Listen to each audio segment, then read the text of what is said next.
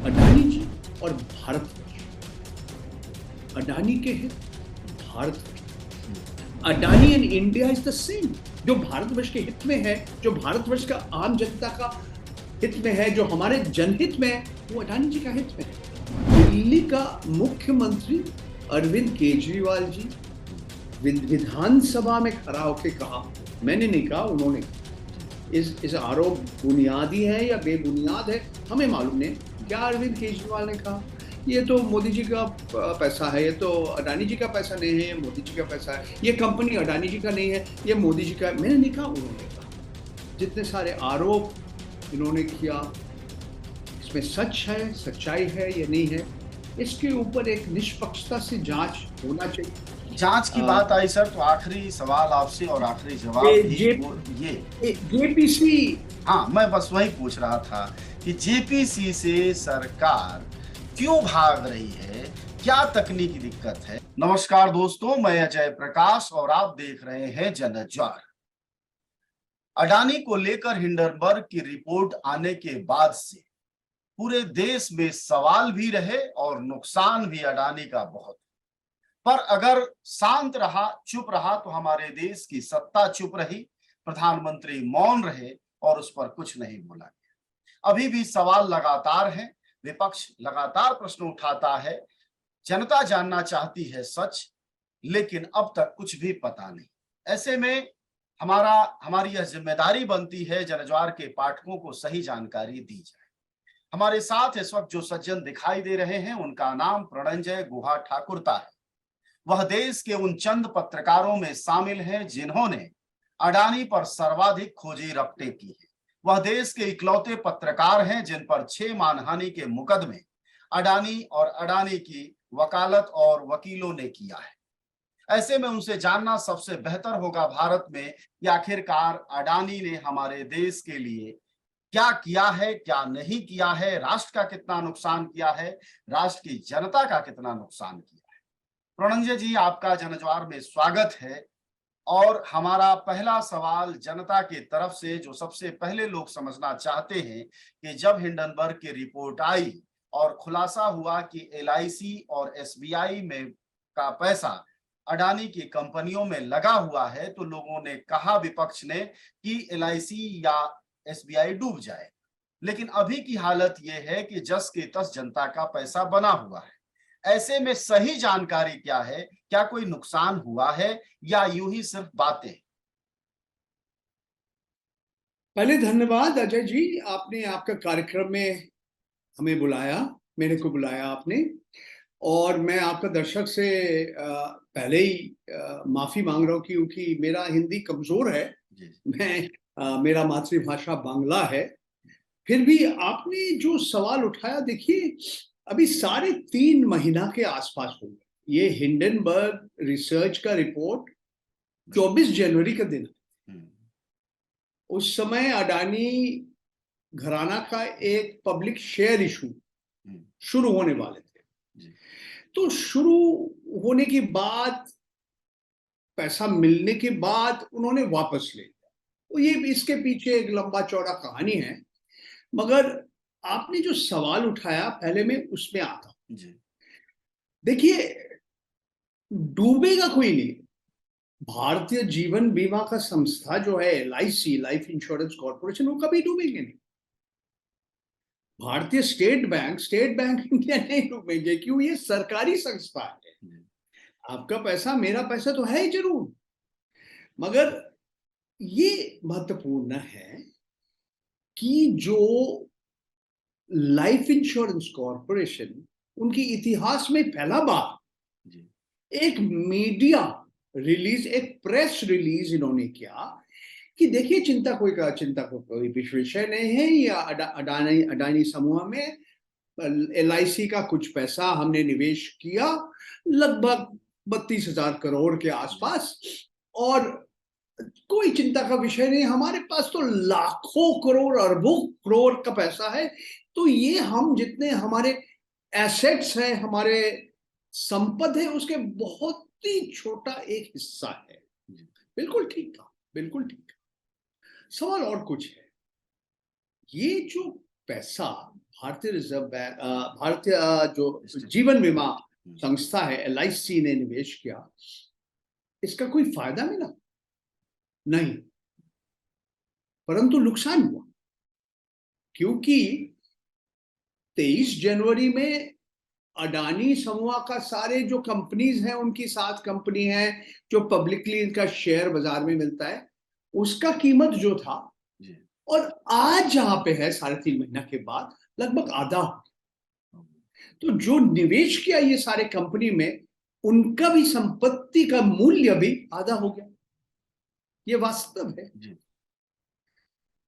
भारतीय reserve bank तो भारतवर्ष के सबसे बड़ा बैंक है, स्टेट बैंक ऑफ इंडिया सर जी, स्टेट बैंक ऑफ इंडिया, बिल्कुल। ये तो सारे बैंकों से सारे सबसे ज्यादा इनके पास संपत्ति है, संसाधन है। तो हाँ, इन्होंने भी बहुत सारे अडानी समुदाय के कंपनियों को पैसा दिया, और वही हालत है कि आप जब निवेश करते हैं, एक दो चीज है। एक तो आप जब ऋण देते हैं, लोन देते हैं, तो लोन जब आपको अगर वापस नहीं आएंगे तब एक समस्या का बात होता है, चिंता का विषय होता है। मगर जब आपका, जैसे स्टेट बैंक ऑफ इंडिया के म्यूचुअल फंड है और भी संस्था है, जब ऐसा संस्था जब निवेश करते हैं और बाजार में ये निवेश और ये जो एसेट्स है, ये जो शेयर्स का जो मूल्य है, ये कम हो जाता है, तो इसका नुकसान ही नहीं के मालूम। तो यही है आज के हम जिस स्थिति में हैं। अब सर, चूंकि आप आर्थिक पत्रकार के साथ साथ पॉलिटिकल जानकार भी, तो इसी को थोड़ा एक्सटेंशन करते हैं कि इसका नुकसान फिर, जैसे SBI ने अपनी सफाई दे दी कि हमारा सिर्फ 1% था, LIC ने भी कहा एक मामूली हिस्सा था, लेकिन इसका नुकसान तो किसी न किसी रूप में जनता भुगतेगी। एक आपने बताया कि जिन्होंने म्यूचुअल फंड में या फिर शेयर में इन्वेस्ट किया था, वो नुकसान हुआ। उसके अलावा लॉन्ग टर्म इस मुल्क के और बड़ी जनता को भी इस तरह के आर्थिक नुकसानों को भुगतना पड़ता होगा। अजय जी, 2 कदम पीछे हटके हम ये जो आज का जो स्थिति है हम देखने चाहते हैं जी। जो पहला बात मैं कहना चाहता हूं कि भारतवर्ष में बहुत बड़े बड़े कॉर्पोरेट घराना है, पहले भी था, आज भी है। टाटा ग्रुप के नाम आपने सुना, बिरला ग्रुप के नाम भी सुना, अंबानी यानी कि रिलायंस ग्रुप, सबके। और इन सारे जो कॉर्पोरेट घराना कुछ दशक लेके बहुत बड़ा बन गया, और कभी कभी इनका जो बाजार में उछाल चढ़ाव होता है, इनका जो शेयर का दाम भी कम हो जाता है। मगर मैं कहना चाहता हूं कि ये सारे जितने कॉर्पोरेट समूह है, ऐसा एक ही ग्रुप है भारतवर्ष में जो आज इतना तीव्र गति में आगे बढ़ा। तो देखिए, 20 साल पहले गौतम अडानी का नाम किसी ने सुना भी नहीं था। मुंबई का झवेरी बाजार में हीरा का कारोबार करते थे। उनका परिवार का एक प्लास्टिक्स बनाने का एक कारखाना थे, एक प्रोजेक्ट था। उनका नाम ज्यादा लोग नहीं सुना। और फिर वो भारतवर्ष क्यों, एशिया क्यों, विश्व में सबसे धनी व्यक्ति में 2 नंबर स्तर में 3 नंबर जाके पहुंचे। ये तो सब लोग आश्चर्य हो गए।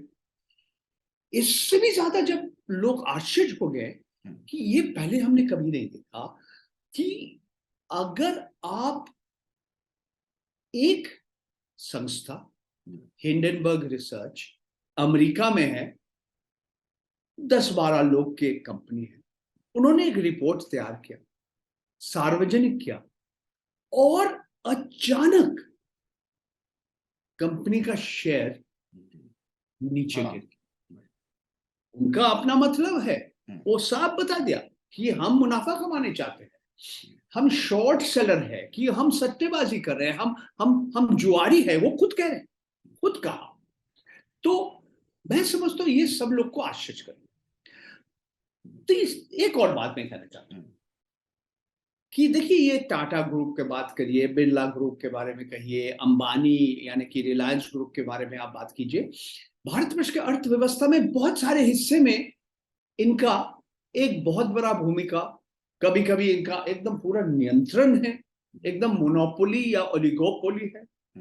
मगर ऐसा कोई कॉर्पोरेट घराना नहीं है भारतवर्ष में जिसका आज हस्तक्षेप आप इतने जगह में, कोयला आयात, कोयला खनन, बिजली उत्पादन कोयला के माध्यम से, सूरज से रिन्यूएबल एनर्जी के माध्यम से, समुद्र का बंदर, हवाई अड्डा, ये सड़क बनाना, मकान बनाना, हमारे जो डिफेंस सर्विस, हमारा जो मिलिट्री है, जो हमारा स्थल सेना है, वायुसेना है, नौसेना है, इनके लिए अलग अलग इक्विपमेंट, जैसे आपने ड्रोन्स के बारे में हम कहेंगे, और भी यहां से शुरू करके तेल, फॉर्चून ब्रांड, जो आप खाने बनाते हैं घर पे, आपका जो आप पराठा बनाते हैं, समोसा आप तलते हैं, तो वहां से सेब, जो शहर में जो गैस का वितरण होता है, ये पूरा लिस्ट में तो खत्म नहीं किया, और सिर्फ भारतवर्ष में नहीं, बांग्लादेश में, श्रीलंका में, इंडोनेशिया में, ऑस्ट्रेलिया में, रूस में, चीन में, यूएस में अडानी समूह का कोई ना कोई एक संपर्क है, कारोबारी संपर्क है, इजराइल में भी है। तो इस तरह से फैल गया अडानी ग्रुप। ये कभी, और मैं समझता हूं भारतवर्ष पे ऐसा एक और उदाहरण नहीं आप दे पाएंगे कि एक कॉर्पोरेट घराना इतने जगह में थोड़ा सर और इसको क्लियर करते हैं कि 2014 में राहुल गांधी ने, आखिरी चीज मैं कहना चाहता हूं, ठीक है, आप पहले सवाल उठाइए, एक छोटा सा बात मेरा। ठीक, आप सब जानते हैं कि जनज्वार का खर्च आपके जनसहयोग की बदौलत चलता है। आप भी जनसहयोग में शामिल हों और आजाद और स्वतंत्र पत्रकारिता को बनाए रखने के हमारे इस महाअभियान में शामिल हों। हमें इंतजार रहेगा आपके सहयोग का, क्योंकि आपका सहयोग ही हमारी मजबूती का सबसे ताकतवर रास्ता है। धन्यवाद साथी। मतलब ये कह रहा था कि 2014 में 609 पोजीशन पर थे अडानी, और पिछले 8 साल में दूसरे पहले पोजीशन के आसपास हो गए, अभी हिंडनबर्ग के बाद थोड़ा नीचे गए। तो काफी नीचे। तो यह जो जादू है 8 साल में विकास का, जिसके विस्तार की आप बात कर रहे हैं, अब देश यह समझना चाहेगा, हमारा पाठक यह समझना चाहेगा, इसका पॉलिटिकल इन्फ्लुएंस जब इतना ज्यादा है तो इससे मुल्क को फायदा होगा भविष्य में या नुकसान होगा? क्योंकि कारपोरेट देखने में तो दिख रहा है कि विकास ही हो रहा है, तो हमारा क्या नुकसान है, आम जनता को ये लगता है। लेकिन आप एक एक्सपर्ट होने के नाते हमें ये बताइए, हमारे पाठकों दर्शकों को, कि इससे मुल्क को क्या नुकसान हो? देखिए, ये सवाल गौतम अडानी जी से पत्रकार लोग ने ये सवाल उठाया था। उन्होंने बोला कि देखिए, राजीव गांधी सरकार जब आए थे, हमारा वाणिज्य में उदारीकरण आया, नरसिंह राव का सरकार में, मनमोहन सिंह हमारा वित्त मंत्री थे, आर्थिक उदारीकरण के समय में हमारा तो फायदा हुआ। फिर बोला मुंद्रा में जहां पे उनका बंदर है, जमीन मिला, उस समय गुजरात में कांग्रेस सरकार चल रही। आज कह रहे कि देखिए, हम केरल में हमारा बंदर बन रहे हैं, वहां सीपीएम का या वाम सरकार है, ओडिशा में नवीन पटनायक के सरकार चल रहे हैं, बिहार में जनता दल प्रोजेक्ट आ गया, और पश्चिम बंगाल में तृणमूल कांग्रेस का ममता बनर्जी है, और आप तमिलनाडु में डीएमके का सरकार है, उनका कहना है। और ये भी नहीं, राजस्थान में जहां कांग्रेस सरकार है, आपका छत्तीसगढ़ में भी कांग्रेस का सरकार है। तो मतलब उनका कहना है कि जिस बुनियादी ढांचा जो इंफ्रास्ट्रक्चर सेक्टर में है, हमें सरकार के साथ काम करते हैं, और हम सब सरकार के साथ काम करते हैं।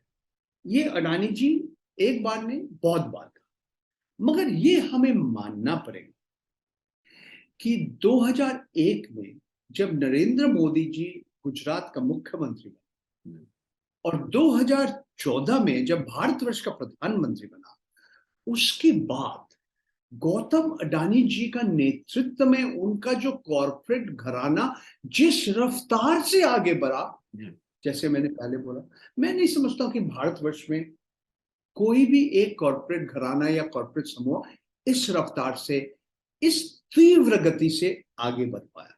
ये है पहला बात। दूसरी बात है, देखिए, ये सारे, जैसे हमने कहा, ये सरकारी जमीन, सरकारी पैसा, आपने LIC का बात किया, स्टेट बैंक का पैसा, तो ये सारे बड़े बड़े जो सड़क बोलिए, बंदर बोलिए, एयरपोर्ट बोलिए, सी पोर्ट बोलिए, रियल एस्टेट बोलिए, अलग अलग कारखाना, ये पैसा ऋण तो हमारे सरकारी संस्थाएं देते हैं, बैंक देते हैं, अलग अलग वित्तीय संस्था देते हैं। तो ये भी नया कुछ नहीं है। फिर भी हमें मानना पड़ेगा कि मोदी जी आने के बाद हम देख रहे हैं गौतम अडानी जी का तरक्की कैसा हुआ। मैंने नहीं कहा, दिल्ली का मुख्यमंत्री अरविंद केजरीवाल जी विधानसभा में खड़ा होकर कहा, मैंने नहीं कहा, उन्होंने कहा। इस आरोप बुनियादी है या बेबुनियाद है हमें मालूम नहीं। क्या अरविंद केजरीवाल ने कहा, ये तो मोदी जी का पैसा है, ये तो अडानी जी का पैसा नहीं है, ये मोदी जी का पैसा है, ये कंपनी अडानी जी का नहीं है, ये मोदी जी का। मैंने नहीं कहा, उन्होंने कहा।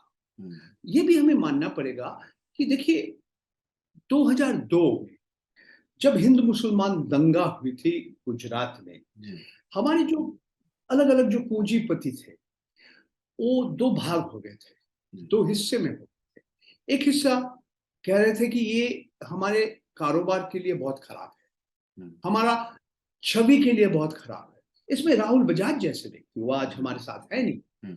तो फिर उस समय एक नया संस्था बना, और जिसका नेतृत्व में गौतम अडानी जी भी थे। वो अकेले नहीं थे, और भी बहुत सारे गुजरात के बड़े बड़े पूंजीपति, उद्योगपति थे, और उन्होंने एक और संस्था बना, और वहीं से गुजरात में जो हम कहते हैं वाइब्रेंट गुजरात। और आप ये भी देखिएगा कि जब हिंडनबर्ग रिसर्च की ये रिपोर्ट आने के बाद, जब गौतम अडानी जी का कंपनियों का शेयर एकदम गिर गया, घट गया, एक चीज वो बार बार कह रहे थे, ये अडानी जी का जो चीफ फाइनेंस ऑफिसर है, उन्होंने कहा कि अडानी जी और भारतवर्ष, अडानी के हित, भारतवर्ष।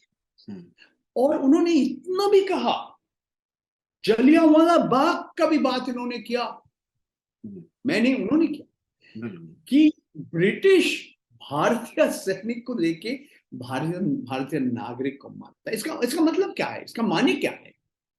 मतलब अगला सवाल जी, Adani and India is the same. जो भारतवर्ष के हित में है, जो भारतवर्ष का आम जनता का हित में है, जो हमारे जनहित में है, वो अडानी जी का हित में है। ये इस तरह से लोग कहते हैं, और आपने बिल्कुल ठीक कहा। इस तो हम ये बताना चाहेंगे आपके पार्टनर, माननीय प्रधानमंत्री, हमारे माननीय प्रधानमंत्री अभी तक कुछ नहीं कहा। अब इसका मतलब ये हुआ कि अगर हम प्रणंजय जी की बात सुन रहे हैं, तो मतलब ये हुआ कि एक उद्योगपति, एक पार्टी और एक देश की तरफ बढ़ना ही भारत का हित है। खैर सर, अगला सवाल हमारा ये है कि राहुल गांधी या दूसरे नेता बार बार कहते रहे कि 20,000 करोड़ किसका है, जो सेल कंपनियों का है। तो दो बातें, तो ये 20,000 करोड़ की जानकारी असल में क्या है, थोड़ा ये भी बताएं। दूसरा ये है कि सेल कंपनियां क्या सभी अवैध होती हैं या कुछ वैध होती हैं, जो कि दूसरे देशों में बनी होती हैं और हमारे देश को कोई फायदा पहुंचाती है? इसकी थोड़ी सी तकनीकी जानकारी भी दीजिए जी। देखिए अजय जी, ये सवाल जटिल सवाल है, इसका सरल भाषा में आम जनता के ऊपर ये समझना आसान नहीं है। मगर जो हिंडनबर्ग का रिसर्च का जो रिपोर्ट अगर आप पढ़ेंगे, 32,000 शब्द के हैं। जो भारतीय जो जांच संस्थाएं हैं, जैसे DRI, directorate of revenue intelligence, और भी ऐसे हैं संस्थाएं, उनका यह क्या आरोप है, ये आरोप में दम है या नहीं है, ये अलग बात है। कोर्ट क्या कह रहे नहीं कह रहे, ये अलग बात है। मगर आरोप क्या है कि जो बिजली उत्पादन के लिए, जो कारखाना बनाने के लिए जो मशीन आप विदेश से आयात कर रहे हैं, जो कोयला विदेश से आयात कर रहे हैं, इसकी किस कीमत में आप आयात कर रहे हैं, निर्यात कर रहे हैं, इसमें गड़बड़। ये आरोप सिर्फ हिंडनबर्ग रिसर्च की रिपोर्ट में नहीं है, DRI का कारण दिखाओ नोटिस में है। तो इसका मतलब क्या है, ये आम आदमी के लिए क्या है और क्या असर पड़ता है।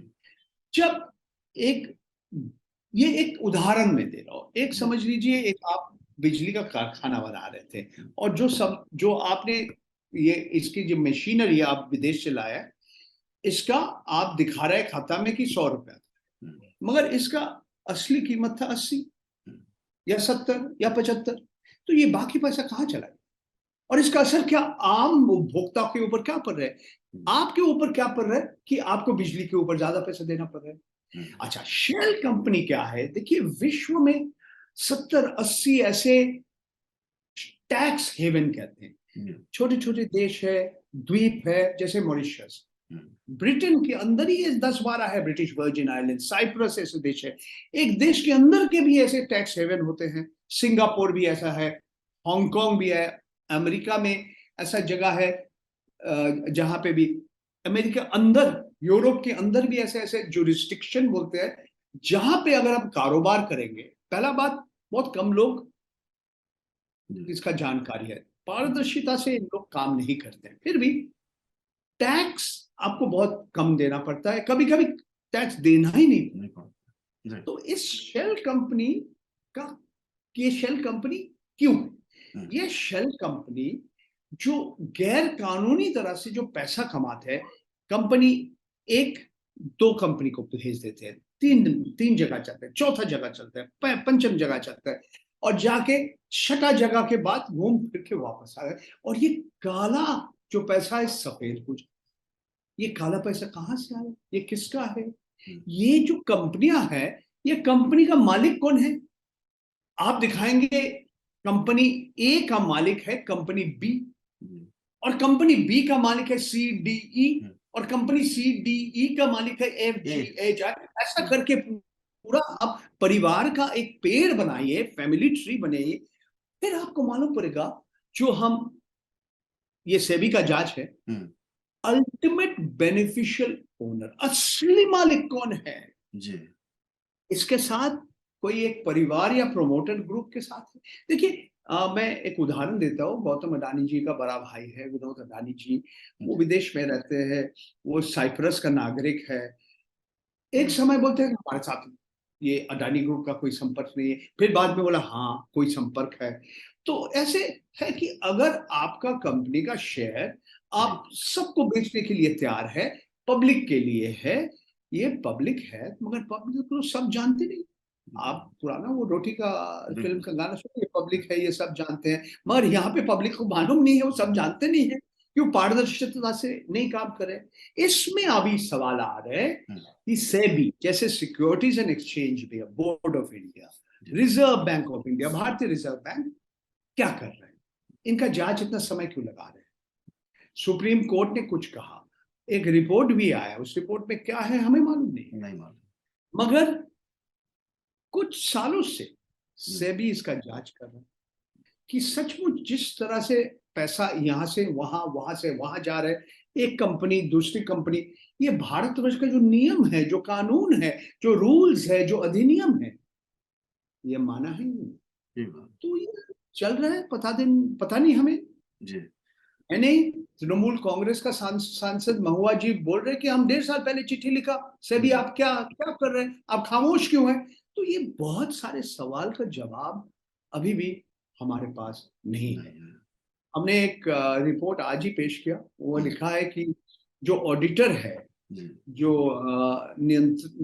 कंपनी का अकाउंट्स देखते हैं ऑडिटर, उन्होंने 6 कंपनी में सवाल उठाया, जो अंग्रेजी में हम कहेंगे इसका दे हैव इसके ऊपर सवाल उठाया है, वो क्वालिफाइड देयर अकाउंट्स। क्यों किया, मैं समझता हूँ ये हिंडनबर्ग रिपोर्ट, जितने सारे आरोप इन्होंने किया, इसमें सच है, सच्चाई है या नहीं है, इसके ऊपर एक निष्पक्षता से जांच होना चाहिए। जांच की बात आई सर, तो आखिरी सवाल आपसे और आखिरी जवाब JPC हाँ, मैं बस वही पूछ रहा था कि जेपीसी से सरकार क्यों भाग रही है? क्या तकनीकी दिक्कत है? हालाँकि कुछ लोग कह रहे हैं कि जेपीसी से भी कोई फायदा नहीं, बहुमत में उनकी सरकार है, ज़्यादा लोग होंगे, तो इसका ठीक-ठीक जवाब क्या होगा सर? सर, ये सवाल का जवाब मेरे पास नहीं है। जी। ये सवाल आप हमारे माननीय प्रधानमंत्री मोदी जी से कीजिए ना। हुँ, हमारे माननीय गृह मंत्री अमित शाह जी से कीजिए। आप क्यों नहीं कर रहे? हुँ, आप कहने चाहते हैं लोगों को इसमें हमारा कोई जी, गड़बड़ नहीं है, हुँ, सब ठीक है, सब कानूनी तरह से हो रहा है। तो अगर सचमुच सब ठीक है, तो अगर ऑल इज जेपीसी वेल है, कराने में क्या दिक्कत है? जी। दिक्कत है। आप तो कभी-कभी अलग-अलग तरीका का जेपीसी हुआ है, हुँ, कब जेपीसी अच्छा काम किया, आप कह सकते हैं कुछ अच्छा काम नहीं किया। वो फोर्स के ऊपर भी जेपीसी था, हर्षद मेहता घोटाला के ऊपर भी जेपीसी था, केतन पारेख के ऊपर कितने सारे जेपीसीज़ हुए हैं। हुँ, इस बार क्यों नहीं हो रहे? ये सवाल का जवाब हमारा माननीय प्रधानमंत्री के पास है। ये सवाल आप उनसे उठाइए। मैं अकेला हुँ, पत्रकार हूँ। जी, मेरा नाम है हिंडनबर्ग रिसर्च में। जी, तो वो रिपोर्ट में 32,000 शब्द आपको पढ़ना पड़ेगा। जी, 88 सवाल उठाया, 84 सवाल में मेरा नाम है। जी, ये सवाल उठाया हिंडनबर्ग वालों की, गौतम अडानी जी, हुँ, आप कहते हैं आप अभिव्यक्ति का स्वतंत्रता में विश्वास करते हैं, दैट यू वेलकम क्रिटिसिज्म। तो एक पत्रकार को आपने गिरफ्तार करने का कोशिश क्यों किया, मेरा नाम करना? जी, तो फिर उनका जवाब भी आया कि ये तो अदालत हुँ, और जज ने जो करना है। हुँ, उन्होंने बहुत कुछ नहीं कहा जी, कि ये केस है, मेरे खिलाफ जो केस है, आज नहीं, हुँ, 2017 से चल रहे। एक हमारे खिलाफ बिना जमानत के एक वारंट भी इशू वारंट किया भी गया। आया। जी, 2021 में मैंने हमारे माननीय जुडिशियल मजिस्ट्रेट मुंद्रा में उनका कोर्ट में एक बार नहीं, मैं 3 बार हाजिर हुआ। आरोपी हुँ, हाजिर है, हुँ, हुँ, आरोपी हाजिर हूँ। हुँ, फिर ये मार्च महीना के बाद, मार्च 2021 के बाद, 2 साल हो गया मुझे। जी, हमको मालूम नहीं है क्या हो रहा है, नहीं हो रहा है, हमें तो कुछ बुलाया नहीं। हुँ, ये 2 ही केस है हमारे और मेरा जो हमारे साथ हम लोग हमारा सह-लेखक, जी, न्यूज़ क्लिक पोर्टल, इनके खिलाफ भी मुकदमा अभी है। मानहानि का केस चल रहा है। हुँ, 2 केस में बोला आपका मुँह बंद है, गैग ऑर्डर है। तो हुँ, मैं अभी-अभी आपके पास जितना सूचना दिया, जी, ये वास्तव है, ये फैक्ट है, मेरा अपना कोई राय नहीं है। मैं माननीय अदालत जितने सारे हैं, उनका मैं सम्मान अपमान, करते हैं। I don't want to commit contempt of court. जी, तो जो सच है, जो वास्तव है, जो सत्य है, यही मैं आपको बता रहा हूँ। और मैं जी, सत्यमेव जयते है ना, हमने लिखा हुआ है सर। तो मैं शुक्रिया, यही सा शुक्रिया आपका बातचीत करने के लिए। हमारे साथ बातचीत कर रहे थे प्रणंजय गुहा ठाकुर का। हमने कोशिश की कि अडानी के सच को जाना जाए और उन्होंने वह तमाम तथ्यजनक बातें कही जो कि उत्तर भारत की हिंदी जनता को जानना चाहिए, जो इस सरकार को चलाने में सबसे बड़ी भागीदारी निभा रही है। ऐसे में यह जानना जरूरी है कि देश का क्या नुकसान हुआ है। जाहिर तौर पर प्रणंजय एक पत्रकार हैं और खोजी पत्रकार हैं, उन्होंने अपना काम किया है। ऐसे में जनता को तय करना है कि जो सच पत्रकार के जरिए सामने आ रहा है, उसको वह कितना सोचती है और कितना प्रसारित करती है। यह महत्वपूर्ण इसलिए भी है क्योंकि देश के संसाधनों की लूट लगातार जारी है और वाकई हमारा देश एक पार्टी और एक उद्योगपति की तरफ बढ़ रहा है, जो खतरनाक है। शुक्रिया आपका बातचीत के लिए। धन्यवाद।